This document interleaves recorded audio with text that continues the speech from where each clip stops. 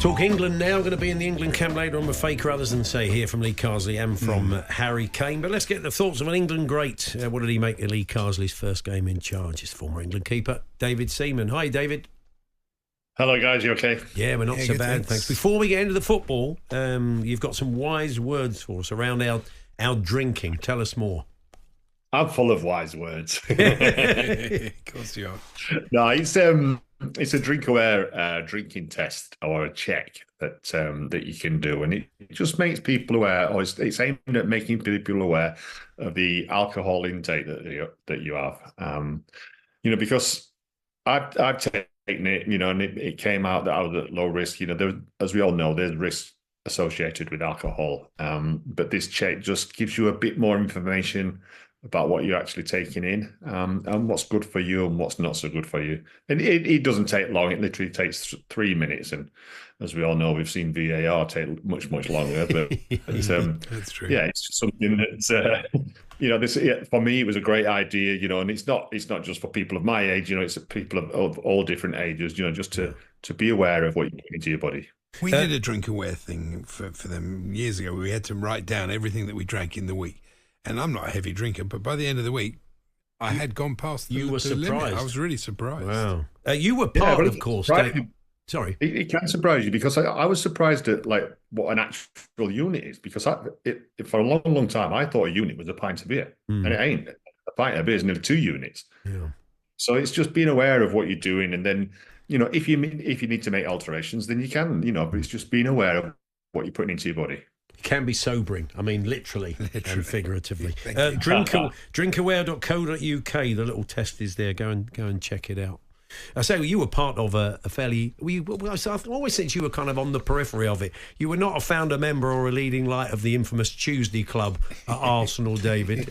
But did you pop along now and again just to be sociable? Oh yeah, definitely. And it was part of what we did. And it helped us, and we did it on a Tuesday because we knew that on a Wednesday we would be off. It was before the times when there was games every other 2 or 3 days. George Graham knew this, so he would make us have a really hard session on Tuesday morning, and then we would go out on our Tuesday club and have a good time, have a good team bonding session, be off on Wednesday and be ready for training on Thursday. But that all changed when Arsene Wenger came, because, he knew when you'd been out, and, trust me, you stood out like a sore thumb if you'd had a few the night before in training. So let's talk England then. I think we were all quite positive about certainly what we saw in the first half in terms of performance. What did you make of it? Yeah, I enjoyed it. I know I was aware of quite a lot of criticism happening about the second half, but I was thinking, I must have watched a different game, because as much as it was a new manager, and you get that new manager buzz, I think, to be fair, it was great to see Jack back, because, I felt that that wasn't the best decision of Gareth's managerial career as to leaving him out in the summer. But he came back, he proved what he can do, showed what he can do.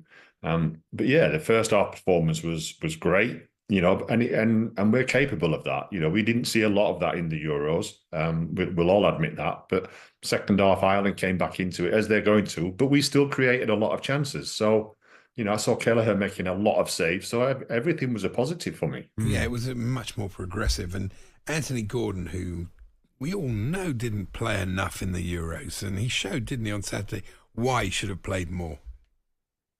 Yeah, exactly. With his he's more like really attacking play.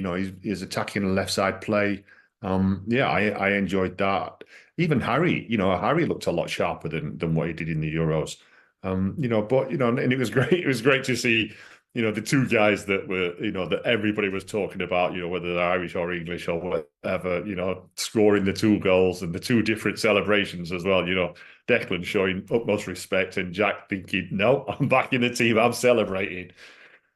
It's interesting you talk about Harry Kane, because there was some people saying afterwards, does he fit the way that Carsley wanted to play? Does he fit the system? I've just written, would a fit and firing Ollie Watkins be a better bet for this at the moment there are no options really to look at, with Tony having just gone abroad, or Watkins not quite fit at the moment. But it sounds like you're still backing him, David. Yeah, definitely. And congratulations to him, because he's going to be reaching 100 caps, and that is such a a credit to what he's done, especially in an England shirt. And he's still like, he's not an old-fashioned number 9, but he's like a number 9, that everybody thinks of, someone that leads the line, and his finishing is exceptional. There isn't one finish that I know that I could say, right, that's his favourite finish, because he's got so many. He's getting there with his head. He's got left foot, right foot. He hits it with pace sometimes. Sometimes his precision bending with the inside of his foot. And then his runs as well. So no, all credit to Harry, and I think that's why so many people were a little bit disappointed with him in the summer, is because we knew that he can be so much better. It's true, and when he dropped deep on Saturday, then Anthony Gordon played more forward, and that probably was a better thing. Because that was one of the problems in the Euros, wasn't it? I mean, he was dropping deep, but no one was getting beyond him, David. But we saw more William runners, didn't we, at the weekend? Yeah, we did. With Gordon and with Saka as well, it was almost like they were able to get forward, and spot the triggers of when Harry does drop in there, to then make the run so he can hit them. And like we saw in the Euros, we didn't see that. And but for me, it was a much better performance. It was a better performance, but not massively different, if you know what I mean. No, I mean, we saw maybe Jordan Pickford. He went long, probably more than he usually does during the Euros, but he was certainly playing out, although there was a risk of that, as we saw against Tottenham the other week. He was playing out a lot more from the back, wasn't he? That's obviously a directive from Lee Carsley. Yeah, a bit more direct football, and a chance of turning their defenders or turning their midfielders. It's a case of mixing it all up.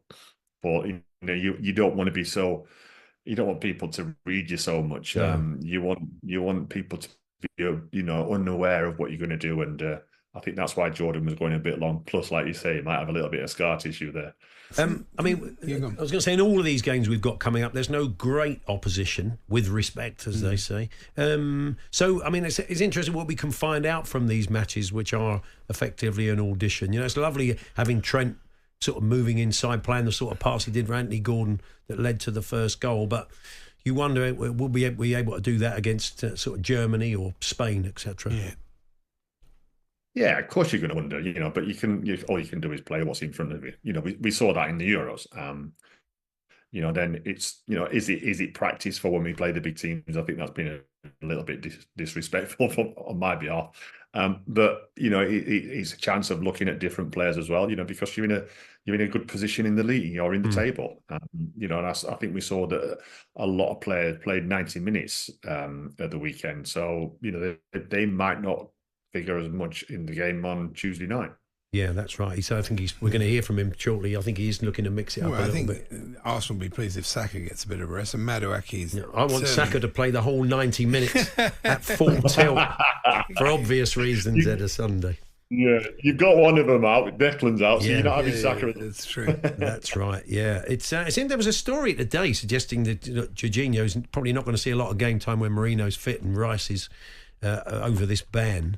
And there was some talk about him going to Turkey, but I think he's the last man standing as defensive midfield. But I'd be surprised if Arsenal let that happen before Sunday. Yeah, it's it just shows you how he comes around.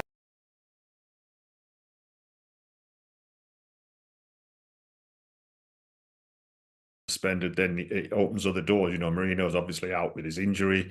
So yeah, Jorginho's going to come in, and he's a great fit. It's not somebody thinking like, oh, what's he going to be like? You know what game you're going to get from Jorginho. It's going to be a consistent, positive game. Yeah, good stuff. And Sean Wright. Wow, I think that'd be a tough call up. Completely mad. We're talking about Andy. Raheem Sterling. Oh, Raheem Sterling. Yes, mental. Raheem Sterling. That'll be. I imagine he'll be on the bench. He's had a good game. He had a very good game for Chelsea against Tottenham in that mad game last year. What do you make of that signing, David? A good fit, I think. I think it's a great addition to the squad. I think we talked before when I said about trying to get people in, and we need a bit of balance on the right hand side. If Bukayo does get injured, who can go in on that right hand side? And now we've got Raheem. The other side with Martinelli and Trossard is taken care of. So I think for the Arsenal squad, it's a great fit. And that if he comes on as sub, he's going to make an impact. Just because of his pace. Yeah. Well, David, good to talk to you as always. We'll catch up with you soon. All Hawksbee and Andy Jacobs, Monday to Friday afternoons 1 till 4 on AM, on DAB, via the talkSPORT app and on your smart speaker. talkSPORT.